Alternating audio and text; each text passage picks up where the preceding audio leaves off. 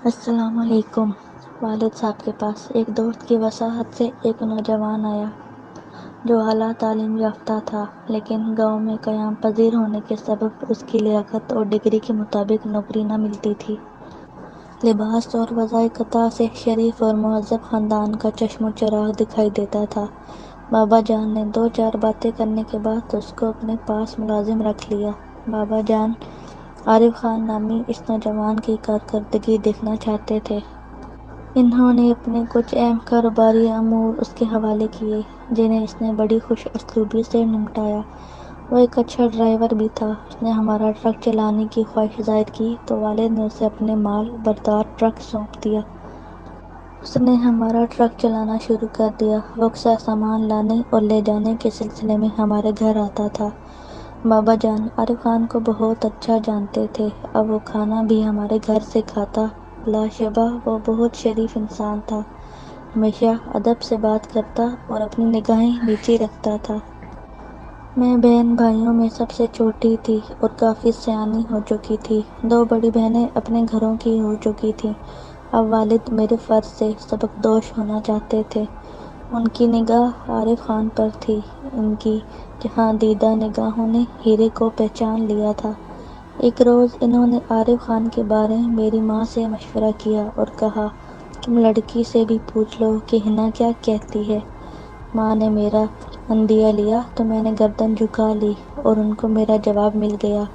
اگلے دن وہ اس کا عندیہ لے کر اس کے والدین سے بات چیت کرنے چلے گئے۔ جب رشتہ طے ہو گیا تو تایا جی کو بھی علم ہوا۔ انہوں نے اس رشتے کی خوب مخالفت کی، کہا کہ اب ہمارا ٹرک ڈرائیور ہمارا داماد بنے گا۔ والد صاحب نے دلائل دیے کہ لڑکا نیک سیرت اور محنتی ہے، اعلیٰ تعلیم یافتہ، خوش شکل ہے، اس کا خاندان غریب مگر علاقے میں معزز ہے، اور کیا چاہیے۔ اور تایا کو بہت سمجھایا۔ وہ ناخواستہ رضامند ہوئے اور بابا جان نے میری شادی عارف خان سے کر دی۔ ہماری شادی کو کچھ ہی عرصہ ہوا تھا کہ عارف خان کو کراچی کی ایک مل میں بطور منیجر ملازمت مل گئی۔ وہ کراچی چلے گئے اور ڈیوٹی جوائن کر لی۔ جب وہ ہم سے ملنے آتے، سب کے لیے تحفے لاتے۔ پہلے پہل ماہ ڈیڑھ ماہ بعد آتے، رفتہ رفتہ یہ دورانیہ بڑھنے لگا۔ اب تو 6 ماہ بیت جاتے تب شکل دکھاتے۔ اسی اثناء میں اللہ تعالیٰ نے ہم کو 2 بیٹیوں سے نواز دیا۔ بچے سیانے ہوئے تو باپ کی غیر حاضری کو شدت سے محسوس کرنے لگے۔ میں بچوں کو پیار سے دلاسا دیتی اور جب وہ آتے تو میرا ان سے یہی تقاضا ہوتا کہ بچیوں کو آپ کی محبت اور توجہ کی ضرورت ہے۔ اب ہم آپ سے جدا نہیں رہ سکتے۔ کافی بحث و تکرار کے بعد بالآخر وہ ہمیں اپنے ساتھ لے گئے۔ بچیاں باپ کے ساتھ رہنے کی وجہ سے بہت خوش تھیں۔ ہم کو 1 سال ہوا تھا ان کے پاس رہتے ہوئے کہ عارف خان نے اصرار کیا کہ اب میں آپ لوگوں کو واپس گاؤں چھوڑ آتا ہوں، کیونکہ والدہ تم لوگوں کے بغیر بہت اداس ہیں۔ میں نہ چاہتے ہوئے بھی شوہر کے اصرار پر واپس آ گئی۔ فون پر رابطہ اور خط و کتابت کا سلسلہ جاری تھا۔ وہ باقاعدگی سے خرچے کی رقم ہر ماہ بھجواتے تھے، مگر خود آنے کی زحمت نہ کرتے۔ کہتے تھے کہ مجھے چھٹی نہیں ملتی۔ بچیاں اب 5ویں اور 6ٹھی میں پہنچ چکی تھیں اور میں ابھی تک میکے میں پڑی تھی۔ یہ خیال سہانی روح بنتا جا رہا تھا کہ میرے والد صاحب اور میں نے عارف خان کو کس قدر چاہا تھا، لیکن اچھے عہدہ ملتے ہی اس کے رویے میں آہستہ آہستہ تبدیلی آ گئی ہے۔ آخر اس کے پیچھے کوئی تو بات ہے۔ چاہتی تھی بدگمانیاں مجھ پر حملہ نہ کریں، لیکن کیا کر سکتی تھی سوائے خود کو اپنی منفی سوچوں کی پرچیوں سے ہلاک کرنے کے۔ ایک تیز تراز خاندان ہمارے محلے میں آباد تھا۔ وہ نمبردار کہلاتے تھے۔ ان کا ایک بیٹا بڑا فرما بردار قسم کا تھا، کیونکہ اس نے شہر میں رہ کر تعلیم حاصل کی تھی۔ وہ باقی گھر والوں کی نسبت سلجھا ہوا تھا۔ اس کا نام احمد تھا۔ ہمارے بینک کے کام اور منی آرڈر بھی وہی لے کر آتا تھا۔ اس طرح اس کا آنا جانا ہمارے گھر زیادہ ہو گیا۔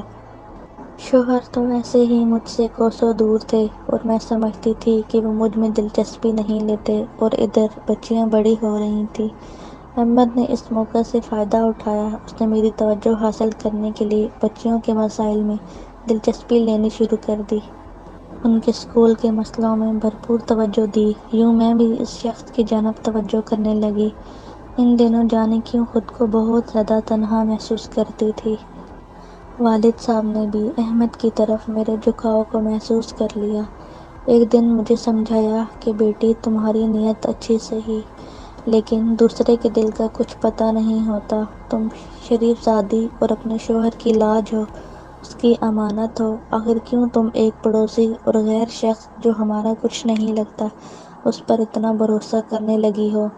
میں نے دو چار باتیں کر کے والد صاحب کو چپ کرا دیا، لیکن والدہ نے نظر انداز کرنے کے بجائے عارف خان کو خط لکھ دیا کہ تم جلدی آؤ اور اپنی امانتیں خود سنبھال لو، ورنہ بعد میں مجھے کسی قسم کا الزام مت دینا۔ خط ملنے کے ہفتے بعد عارف خان آ گئے۔ وہ مجھ سے ناراض تھے۔ اصرار کیا کہ بس تم میرے ساتھ چلو۔ میں پہلے جانا چاہتی تھی مگر آپ لے جانے پر راضی نہ تھے۔ اب میں جانا نہیں چاہتی تو کیوں لے جانا چاہتے ہیں؟ اب بچیاں اسکول میں پڑھ رہی ہیں، میں نہیں جاؤں گی۔ خامد نے سر توڑ کوشش کی۔ میں اپنی ضد پر قائم تھی۔ تب انہوں نے انکشاف کیا کہ کسی محلے دار نے تمہارے بارے بڑی غلط قسم کی باتیں مجھ تک پہنچائی ہیں، لیکن چونکہ تمہارے والد کے مجھ پر احسانات ہیں اور میں احسان فراموش نہیں کہ ایسی بات لبوں تک لاتا جس سے ان کے یا تمہارے دل کو ٹھیس پہنچتی۔ آخر یہ احمد ہے کون جو تمہارے کام کرتا ہے؟ اس کو میرے بچوں سے اتنی دلچسپی کیوں ہے کہ وہی میری بیمار بچیوں کو ڈاکٹر کے پاس لے کر جائے؟ میں اتنی رقم ہر ماہ بھجواتا ہوں کہ تم گاڑی لے سکتی ہو، ڈرائیور رکھ سکتی ہو، ایسا ملازم بھی رکھ سکتی ہو جو تمہارے سارے کام تنخواہ کے عوض کر دیا کرے۔ پھر پڑوسی کا احسان لینا کیا معنی؟ میں گھر بنوانے کی خاطر بچت کر رہی ہوں۔ کب تک والدین کے در پر رہوں گی؟ کراچی بڑا شہر ہے، میں دن بھر ڈیوٹی پر رہوں اور پیچھے گھر میں تم اور بچیاں اکیلی رہو، مجھے سکون نہ ملے گا۔ مجھے یہ شہر پردیس لگتا ہے، جبکہ تم لوگ اپنے والد کے گھر میں محفوظ ہو۔ میرے والدین کے پاس بھی تم نہیں رہنا چاہتی کہ وہاں تعلیم کا نظام ٹھیک نہیں ہے۔ میں شوہر کی باتیں سن کر رونے لگی۔ قسمیں کھا کر میں نے عارف خان کو اپنی پاکیزہ زندگی کا یقین دلایا اور کہا کہ احمد کو بھائی جیسا جانتی ہوں۔ اپنے بھائی میری ذمہ داری کو نہیں سمجھتے۔ وہ پڑوسی ضرور ہیں مگر اچھی فطرت کا ہے، تبھی اس کو ہر کام بتا دیتی ہوں۔ میں تم کو اس سے ملوا دیتی ہوں۔ میں نے عارف خان کو احمد سے ملوایا۔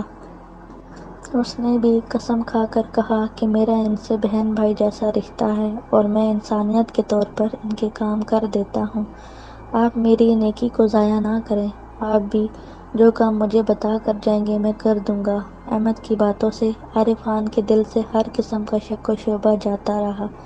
وہ مطمئن ہو گئی اور میری خواہش کے مطابق احمد پر بھروسہ کرتے ہوئے کہا کہ میں رقم بھجواتا رہوں گا۔ اچھا سا کوئی پلاٹ تلاش کر کے جو حنا کے والد کے گھر سے زیادہ دور نہ ہو مجھے بتاؤ اور خرید کر اس پر مکان کا نقشہ بنوا دو۔ یہ کام اب آپ کے ذمے ہے۔ میرے پاس وقت ہوتا تو خود یہ کام کرتا، لیکن مجبوری ہے تبھی تم کو تکلیف دے رہا ہوں۔ اس طرح احمد نے جان فشانی سے بہت اچھی لوکیشن پر پلاٹ تلاش کیا، قیمت مناسب کروائی اور میرے شوہر کو اطلاع دی۔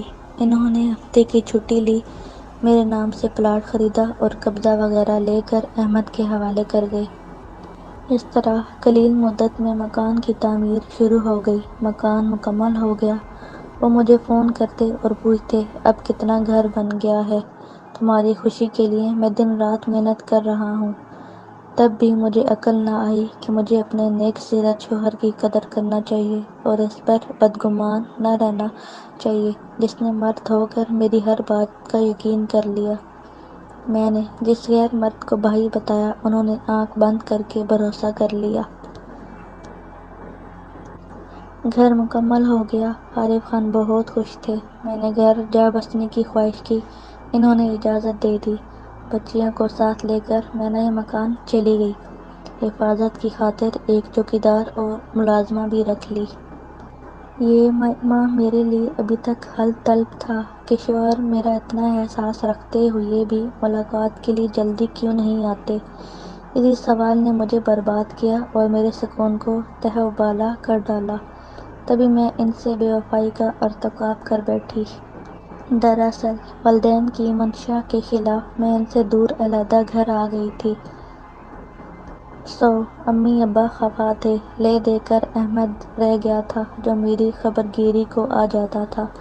جب وہ آتا میں اس کے سامنے شوہر کے تغافل اور اپنی تنہائی کا رونا لے کر بیٹھ جاتی۔ تب ایک دن اس نے کہا، اگر تم شوہر سے اس قدر آسودہ ہو تو پھر سیدھے صباحو طلاق لے لو۔ مجھے لگا جیسے اس نے میرے دل کی بات کہہ دی ہو۔ اس کے بعد میری اس کے ساتھ پسندیدگی بڑھنے لگی۔ میں اس کی باتوں میں آ گئی اور ایک وکیل کے پاس گئی اور خلا کا سمن عارف خان کو بھجوایا۔ عارف کو سمن ملا، اس کے پیروں تلے سے زمین نکل گئی۔ وہ اسی وقت روانہ ہو کر گھر آ گیا۔ اس نے مجھے کہا، حنا ہوش میں آؤ، اس حماقت سے باز رہو، ہماری بچیاں ہیں، ان کا کیا بنے گا؟ میرا ایک ہی جواب تھا کہ پہلے تم مجھے لے کر نہیں جاتے تھے، بس اب مجھے تمہارے ساتھ نہیں رہنا، مجھے طلاق دو۔ کافی بحث و تکرار کے بعد عارف خان کو یقین ہو گیا کہ اب میں اس کے ساتھ نہ رہوں گی۔ عورت جب ضد پر آ جائے تو گھر آباد نہیں رہ سکتا، اسے جھکنا ہی پڑا۔ اس کو اب بابا جان کا لحاظ تھا، لہٰذا میری خواہش کے مطابق طلاق دے دی۔ والدین تو مجھ سے سخت ناراض ہوئے، لیکن میں نے کسی کی نہ سنی۔ عدت پوری کرنے کے بعد احمد سے نکاح کر لیا۔ اللہ گواہ ہے کہ نکاح سے پہلے کبھی احمد نے میرے ساتھ غلط قسم کے مراسم استوار نہ کیے اور نہ ہی لفظی طور پر پیار محبت کا ڈرامہ رچایا۔ بس خاموشی سے ہر مرحلے پر میری مدد کی۔ اسی بات سے میں نے اس کو اپنا جیون ساتھی بنانے کی جرأت کی، ورنہ عام حالات میں تصور بھی نہیں کر سکتی تھی۔ وقت گزرتا رہا، بچیاں بڑی ہو گئیں۔ میں نے ثنا اور حنا کے رشتے بھی دیکھ لیے، چاہتی تھی کہ ان کو کم سنی میں بیاہ دوں۔ اس بات کی خبر والدہ کو مل گئی کہ میں غیروں میں بچیوں کے رشتے ناطے کر رہی ہوں۔ ایک روز وہ اچانک میرے گھر آ گئیں اور مجھے بہت لعن طعن کی کہ یہ کیا حماقت کر رہی ہو، لڑکیوں کی شادی کا فیصلہ سوچ سمجھ کر کرو اور ان کی زندگیوں سے مت کھیلو۔ ایک تو تم نے ہمارے علم میں لائے بغیر عارف خان سے طلاق لی اور ابھی تم اتنی سمجھدار نہیں ہوئی کہ اپنے اچھے برے فیصلے کرتی پھرو، کم از کم مجھ سے تو مشورہ کیا ہوتا۔ جاتے وقت وہ میری لڑکیوں کو بھی اپنے ساتھ لے گئیں اور کہہ گئیں کہ اب انہیں ان کے سوتیلے باپ کے رحم و کرم پر نہیں چھوڑ سکتی۔ انہوں نے میری بات کو نہ سمجھا کہ بیوی شوہر کے ساتھ ایک برس تک نہ ملے جبکہ وہ اپنے ملک میں رہتا ہو۔ آخر کو عارف خان سے اس امر کی باز پرس کیوں نہیں کرتا؟ بہرحال ماں نے عارف خان کو ناراضگی کا خط لکھا کہ تم نے مجھے بتانا ضروری نہیں سمجھا اور خاموشی سے ہم سے مشورہ کیے بغیر حنا کو طلاق دے دی۔ اب آ کر اپنی بچیوں کو ہم سے لے جاؤ اور اپنے سایہ شفقت میں جگہ دو۔ ہم نے ضرور تم کو گھر داماد بنایا تھا، لیکن خبر نہ تھی کہ تم روپے کمانے والی مشین بن جاؤ گے اور میری بیٹی کو لمبی فرقت کی آگ میں جلاتے رہو گے، جس کا نتیجہ تم لوگوں کی دائمی جدائی کی صورت میں نکلا ہے۔ والدہ نے مجھ سے بھی قطع تعلق کر لیا۔ ماں کا خط ملا تو عارف خان اپنی بچیوں کو لینے آ گئے اور جا کر اپنی والدین کے سپرد کر آئے۔ ادھر مجھے احمد اپنے والدین کے گھر لے آئے۔ ان کے والدین نے مجھے قبول نہ کیا، لیکن خود احمد کا رویہ میرے ساتھ اچھا اور پیار بھرا تھا۔ میرے لیے یہی بہت تھا۔ اپنے گھر والوں کی مخالفت کے باوجود اس نے مجھے اپنے ساتھ رکھا اور وفا کی۔ تو میں نے بھی سوچا، اگر یہ شخص مجھ سے اچھا ہے تو میں اس کے لیے ہر دکھ سہہ لوں گی۔ دوسرے شوہر سے مجھے 2 بیٹے اور 1 بیٹی ہو گئی۔ میرا گھر دوبارہ بس گیا۔ بڑی بچیوں کی یاد ستاتی تھی، لیکن اطمینان تھا کہ ان کے دادا دادی ان کو بہت پیار سے رکھتے ہیں۔ میری ماں بھی اپنی نواسیوں سے ملنے جاتی رہتی تھی۔ میں دوسری شادی کر کے خوش و خرم تھی کہ وقت نے کروٹ بدلی اور ایک روز احمد کے والد کی زمینوں پر جھگڑا ہو گیا۔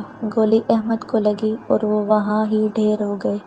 ان کے فوت ہوتے ہی سسرال والوں نے مجھے گھر سے نکال دیا کہ اب تمہارا ہم سے کوئی ناتا نہیں، چاہو تو بچے کو ہم کو دے جاؤ، چاہو تو ساتھ لے جاؤ، ہم ایسی عورت کو نہیں رکھ سکتے جس نے ماں باپ کی سر میں خاک جھونکی، شوہر سے خلا لی اور ہمارے لڑکے کو پھنسا کر بیاہ رچا لیا۔ عارف خان نے جو گھر بنوایا تھا وہ میرے نام پر تھا اور میرا تالا اس پر لگا ہوا تھا۔ میں نے تالا کھولا اور اسی گھر میں جا کر پناہ لی۔ اب سوچتی تھی کہ اگر یہ گھر نہ ہوتا تو میرے ان بچوں کو چھت بھی نصیب نہ تھی۔ آخر عارف خان کے گھر کی چھت نے ہی مجھے اور میرے بچوں کو پناہ دی۔ ست شکر کہ میرا ایک بھائی جو اس قابل ہے کہ میرا خرچہ اٹھا سکے۔ بڑا بھائی ہر ماہ مجھے خرچہ کے لیے مناسب رقم دیتا۔ خدا اسے سکھی رکھے، اس نے مجھے محتاجی کے عذاب سے بچا لیا۔ میں نے پہلے شوہر کی قدر نہ کی اور والدین کو بھی ناراض کیا، تبھی مجھے یہ کٹھن دن دیکھنے پڑے۔